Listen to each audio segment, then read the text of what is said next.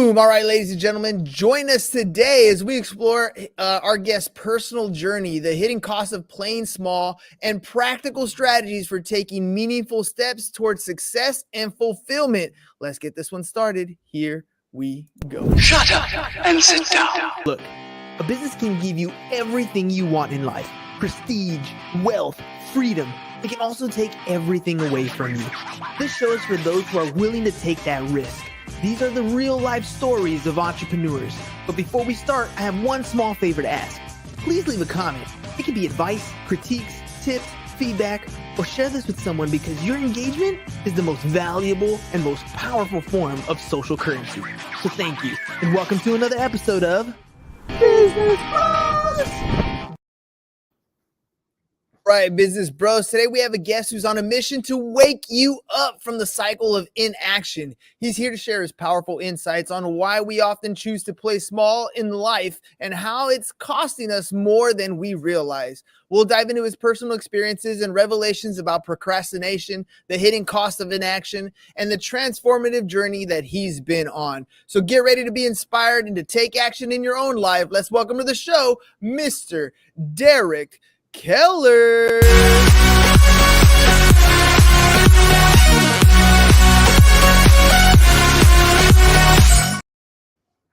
Man, party can begin. Welcome to the show. Thanks, man. That's fantastic intro, and the old jumping up and down really makes you feel welcome, makes you feel pretty big. Hey, dude, you're here to talk about that inaction. So the least I can do is give you some energy and get you into action for the show, right? Yeah, absolutely, man. All right, man, let's jump into this. Number one, the same question I ask all the time. Everybody who comes on the show is here to promote something. There's something that they're doing with their life, a message that they need to get out, a product, a service, or something. What is that for you? Well, I mean, really what we do is strategic vision, execution, and really that mindset, right? So we have at Battlefield Boardroom, we deliver a product called Exit Momentum, where we help our businesses get in line and really start taking action on these plans that they create.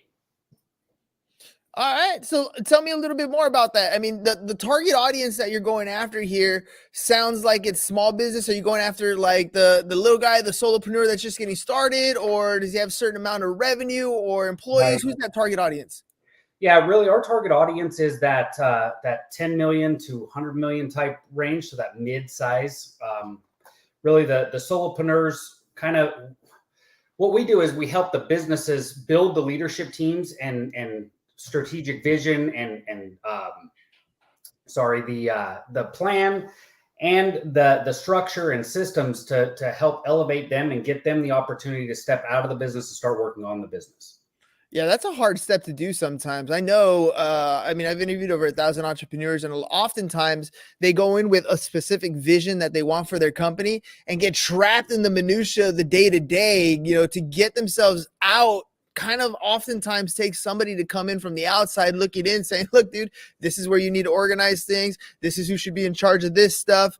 So you can step back and actually enjoy the business the way you designed it so that you can have that time freedom or financial freedom that you're looking for. Let me ask you about your educational background. We have high school students here, so I like to give them an idea of what that's like. What was your journey like to get you to where you are today? Man, it's kind of an untraditional way of doing things, right? So I came out of high school where I knew that I didn't have the discipline or the ability to really go to college. I had some scholarships, I had some opportunity, but I knew that if I had went to college in the mindset and the way that I was in at that moment, I most likely would have failed out. So I chose the path of the Marine Corps and went and got kicked a little bit and figured out how to really do the things that I said I was going to do. And by doing that, I ended up leaving. When I got out of the Marine Corps, I ended up in the car business. While I was in the car business, I started going to college and doing some night school and online school while I was in the car business.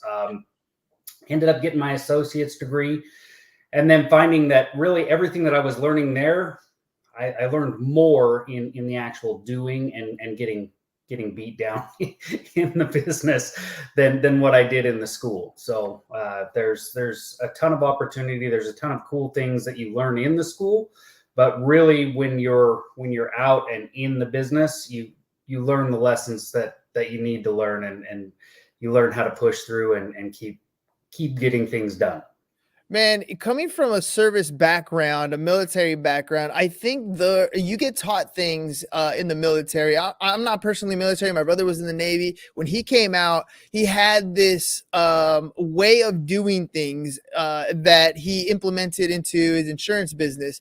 Most of it had to do with standard operating procedures that a lot of companies do not have. And the way he explained it to me is like, look, in the military, we have a ton of SOPs. And they always say that SOPs are written in blood because somebody got hurt somehow, some way, and that became the procedure of how you did things going forward so that wouldn't happen again.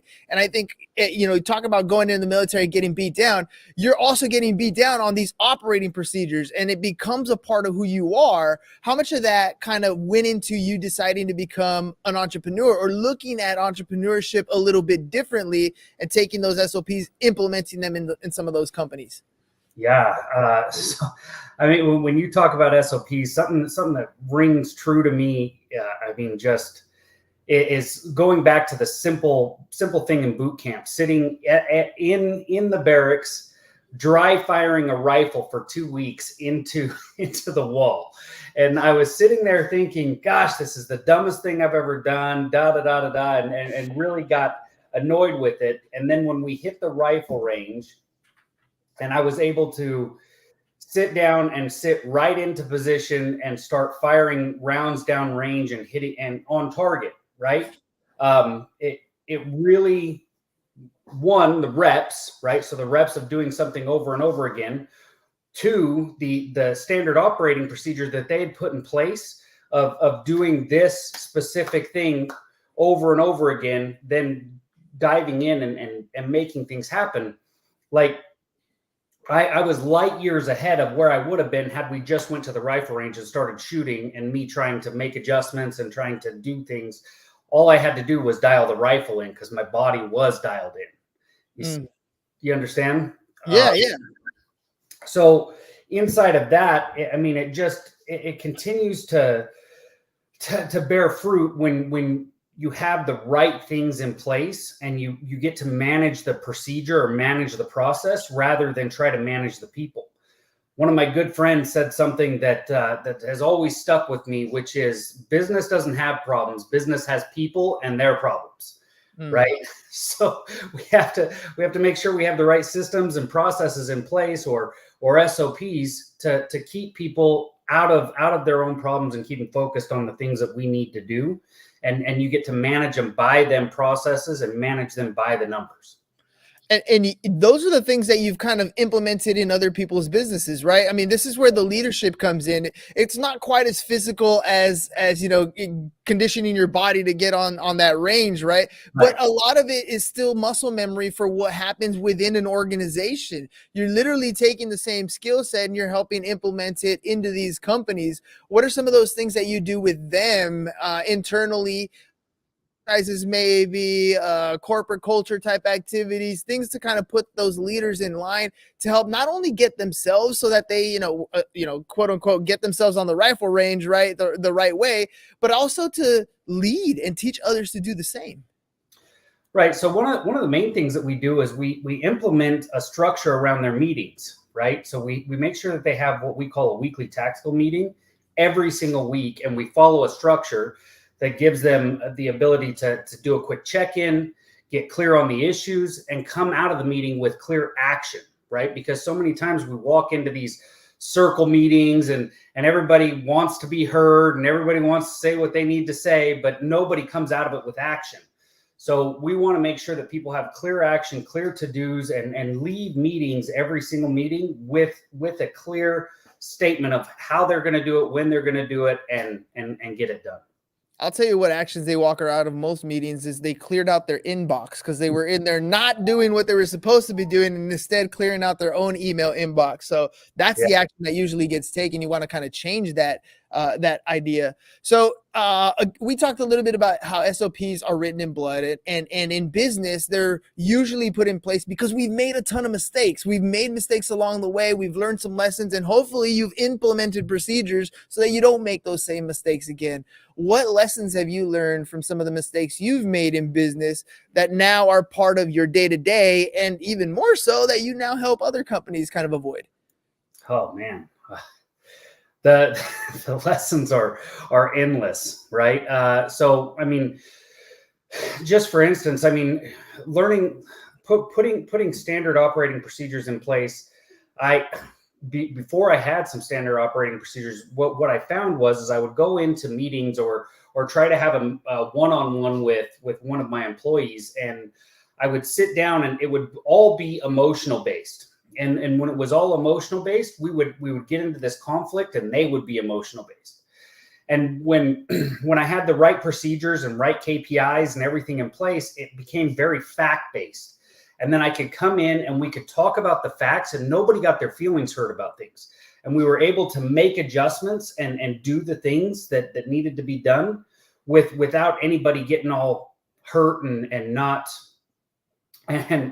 ultimately not doing the things that needed to be done to get us to the next level. Let me ask you about advice, right? You've now been helping companies kind of take those steps, go to that next level. We talked a little bit about solopreneurs kind of getting trapped and not being able to get to that level, or even some of those entrepreneurs who hit that $10 million marker and then kind of plateau at that point. What advice would you give to young people today who are thinking about becoming entrepreneurs, living in an age that's like almost futuristic, and yet it's the present? We're living in that AI time. There's so many different opportunities out there. What advice would you give to them if they're getting started as an entrepreneur today? Well, I mean, build the systems and processes around you to where you can repeat what it is that you're doing. So many times these guys, so many people just think of like plumbers, and when we talk about like technicians and things like that, or these different trade jobs, that these guys go out and they're plumbers, they're machinists, they're all these different things, and they go out and start these businesses, and they're so good at the actual job that they do that they forget to build the systems and processes behind them, or they don't have the business acumen to build the systems and processes behind them. But that also leads into computer guys, right? Where you've got these people going out and building these SaaS companies or building this software. These guys are technicians just like the plumber or the HVAC guy. They also are missing kind of some of that business acumen. And to bring a coach in or bring somebody in the beginning to help you get the systems and processes in place from the beginning is just going to set you light years ahead and give you the opportunity to build a bigger business and be able to expand and scale faster. Ultimately, it also helps you when you're ready to exit, right? Right now, we're in the biggest wealth transfer that there's ever been. We've got all the baby boomers trying to transfer out. And the majority of them built these businesses without putting the right systems and processes in place to where they're trying to go get what they think their business is worth. And it's not worth anything because everything's up in their head rather than developed, and they don't have the people in place to run the business. They're just trying to basically sell assets, and depending on what they've invested in their assets, it's usually only worth that. They're not getting the 3, 4, 5 time multiples on their business because they don't have the right intangible things in their business to help build that profit. But Deric, Google said I could sell my plumbing business for 3 times my annual revenue. What do you mean I can't do that? No, dude, you're exactly right. I think a lot of people who start a business don't start with the end in mind. They start with, I need to make a buck so I can pay the bills this month, which is important, right? You got to make sure that you make your sales up front. But you're talking about developing a strategy so that as you build your business, you're thinking, how can I exit? Not that you have to exit, but Right. you build it in a way that you can exit. And you're 100% correct. As far as the trades are concerned, there's a lot of money to be made in the trades, and there's a lot of opportunities to be able to buy up some of these companies. If you can figure out a way to structure a deal so that that guy who really put, the last 30 years of his life into this business, and maybe you can't, give him a fat check to exit because his company's not worth that, but you can structure a deal where you can take his expertise and his knowledge and use that and leverage it to train some of your guys as a kind of payoff for this transfer. He's not working with his hands no more, putting his body in pain, just teaching these younger guys how to do stuff. I think there's a ton of opportunity out there. What do you think about that?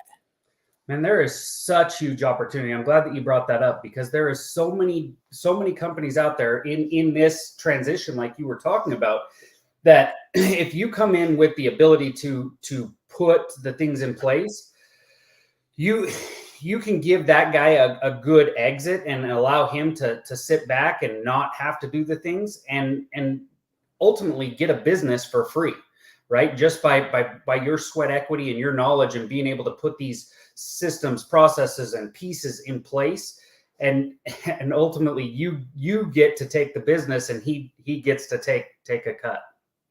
Yeah, he gets an exit that he was looking for that he didn't ultimately plan for, but you came in with a solution on the backside. Totally amazing experience there. All right. Ultimately, you're consulting, you're a coach, you're helping these businesses kind of structure their stuff so that they do have an exit strategy in place, so that they do have a company that's operating the way a company should be operating. But there are a lot of different consultants out there. There are a lot of different companies out there, but there's a reason why they come to you, Deric. There's a reason why you get the referrals. There's a reason why they want to come to the Battlefield boardroom. What do you think that is? What is the thing that you do best? Well, I think the difference between me and some other coaches out there is I've been on both sides, right? So not only have I been where I'm out here coaching and implementing and helping people implement this in their business. I bought and scaled a business by bringing a coach in and allowing them to run me through the process. I was able to submit and say, hey, put my ego away, hire smarter people than me, and ultimately make myself the dumbest person in the room so that we can make this business go, right? So it's okay to be dumb. just make sure you surround yourself with the right people that can push you to the next level. So we're a little bit different in that aspect, because we make sure that, hey, we're not just some guy that read a book. We've actually implemented and put this stuff in other people's businesses, in our own businesses, scaled, sold, and done things to at a different level. Man, it's you got to be able to be coachable at the end of the day, right? You got to put that ego aside and say, look, there's other people who know some stuff. We were literally just watching Shark Tank in the classroom. It's a Friday before we go on a week break. We're watching some Shark Tank, and there was a kid on here in college, and he turned down a deal with Mark Cuban. Mark Cuban was offering him, I don't know, 200 grand for like 33%. And we're having this discussion in class about, like, are you serious? Like, you've given up, okay, you were giving up a large amount of equity, but think about the coaching and mentorship that you were also giving up by saying no. And that's kind of, I feel like, what you're describing here, bringing people that have already done what it is that you want to do into your life. That can take you to so many different places. I mean, what are some of the things that I feel like when a company's doing well at something, they start to look at ways that they can become more efficient, so that they can help their clients a little bit better, so that they can help their teams be a little bit more efficient? What do you feel that is for you as a company? Do you still require the mentorship? Are you trying to work on something to be more efficient? What can your customers expect when they come work with you? Well, I mean, one, that yes, I still hire a coach, because if I'm not hiring a coach, why should somebody hire me? If I think I know it all, right, then I'm definitely not in the position to tell you that you don't know it all. So one, and then two, we come in from a completely different aspect. We have one, session guarantees, where we don't require somebody to pay until the session's over, and if they don't get value, they don't pay. Not any fine print, not any crap in there, and it requires us to show up at a different level. So inside of that, it pushes us to show up and make sure that we are giving the value that you need, and we show up for the business, not for somebody's feelings, right? So we're going to say what needs to be said regardless of risk, because we need to make sure that your business is getting the results that you're looking for. Let me ask you about the feelings, man, because I'll be honest with you.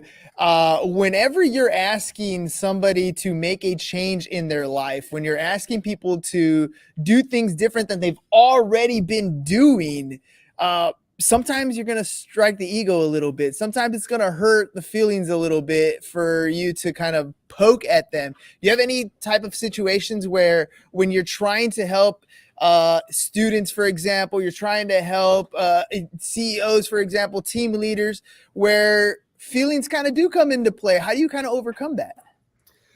Well, I mean, the first thing is knowing who you're talking to, right? And then addressing it in the way when you bring the facts into it and bring certain examples and show them some ways that they can actually get better, and also propping them up and telling them the things that they did right and the things that they are doing right. Because oftentimes, you walk in, you tell somebody their baby's ugly, it automatically goes to this emotional reaction. And so we have to make sure that we're coming in and showing them, hey, these are the things that you're doing right, and these are some of the things that we've seen in our experience that have been successful. And if you keep going down this road, this is the inevitable thing that's going to happen. All right, man, I'm going to make you full screen here for a second. And I want you to kind of tell me a story. You've come across a client that you've worked with in the past, because I always feel like case studies and examples are the best. What was the situation where you walked into, had a distressed type of client customer, and what did you guys do to kind of get them to where they are today? What does that look like? Okay. I had a customer that decided that they were going to make a knee-jerk reaction. They didn't go out and get the facts. It was a sales leader inside of the organization that decided that they were going to. They had a client that was constantly. They had a couple of clients that had come in and canceled a service product early. This was a product that they had in place in all of their contracts from the beginning. And what ultimately happened was she decided that, hey, you know what, we're going to pull this service contract out of the upfront sales, and because too many people are canceling. Well, she didn't investigate the facts. She didn't look back on what exactly had happened, what exactly the cancellation rate was, and looking at the KPIs and asking the right people of what the true facts were. And by canceling this product, she had cost the company just over $3 million over a 6-month period. When we came in and started talking about it, we leaned into her and asked her, who did you ask about this situation? Where did you go for your information? And basically what she was doing was she was operating completely on emotion, much like a lot of us do. The bad sticks out instead of the good, right? So when we get this phone call of an angry person or this frustrated person, we immediately have this emotional reaction. And she took that emotional reaction and took action, which ultimately cost the company $3 million. When we dove into the facts of the situation, we found out that it was less than 10% of the people were canceling the service contract before 12 months. And the people that were canceling were the 10% that were canceling the product at 10 and 11 months because they hadn't used it. So they had gotten all that revenue for 10 months. And then she took because she had this emotional reaction, she took and pulled all of that revenue away from all of the clients that she was selling from that point forward.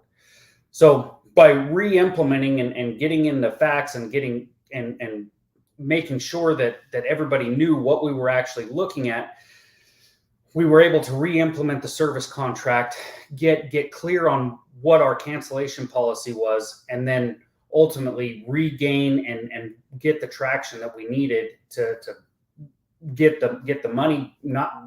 We weren't able to gain all the money back, but we were able to gain money going forward and go back to some of them clients and get some of the money back. Yeah, see, and that's the thing about some of these situations. Sometimes you go through some ugly battles, but when you kind of look back in hindsight, when you make some of those changes, you reassess some of those contracts, you put them back in play, they're better than they were before, right? It's almost like when you break an arm, it hurts, but hopefully that bone heals and it heals stronger than it was before. And now you can kind of forge forward and move on. So you guys are doing some great things. Deric, what's the vision of your company as we finish up here? Where are you at today as a coach? Where do you see yourself in the next couple of years? And where we see ourselves in the next couple of years is eating our own dog food, right? So we're setting ourselves up for exit, not like we're planning on leaving anytime soon, but we're building the systems, processes, and bringing in the other coaches to set ourselves up to where, hey, you know what? When it's time, we're ready to be able to go to that next level, and we're constantly elevating and making sure that we're working on the business and not just in the business and constantly chasing customers. I love that. I love that.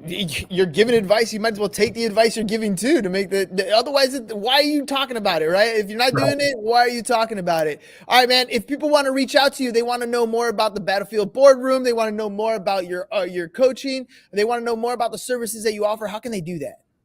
Well, they can go to battlefieldboardroom.com. They can email me at Deric Keller Deric at battlefieldboardroom.com. They can hit me up on Instagram, Facebook. I mean, I'm a little bit everywhere, but feel free to hit me up, shoot me a text, shoot me a message on Instagram. I'm definitely open to talking to anybody. Awesome, dude. All right, ladies and gentlemen, this is what it comes down to. You feel like you're stuck in a plateau. Sometimes you can't get yourself out of there. You're going to need somebody else's perspective, somebody else's expertise, somebody looking from the outside in to help you get to where you want to go. And Deric's team is helping you do just that. So make sure you guys go to battlefieldboardroom.com, check it out. Hire Deric if that's something that is a good fit. And, you never know. The first time you talk to somebody, you might have that click. You might not, but you'll never know if you don't give it a shot. Deric, thank you very much for being on the show today. Ladies and gentlemen, we'll catch you guys on the next one. Peace. And we're out. It's over. Go home. Is your business in need of marketing? Try starting a podcast. But not just any podcast. Podcast like a pro. We can show you how to take your business from being invisible to becoming a brand people trust. Go to www.businessbros.biz to get started today. Business Bros!